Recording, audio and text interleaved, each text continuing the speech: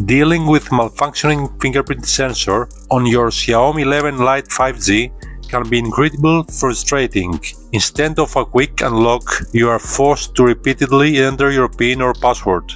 Authorizing payments and accessing secure apps become cumbersome tasks. This disruption not only slows you down, but can also signal deeper hardware issues.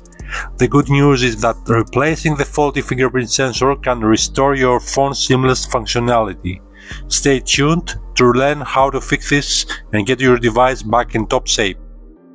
And before we proceed, don't forget to subscribe to our channel and hit the like button if you enjoyed the video. This helps us a lot to continue creating content for you. Hey everyone, today we are going to replace the fingerprint sensor on the Xiaomi 11 Lite 5G. If your fingerprint sensor isn't working, this guide will show you how to replace it. Let's get started.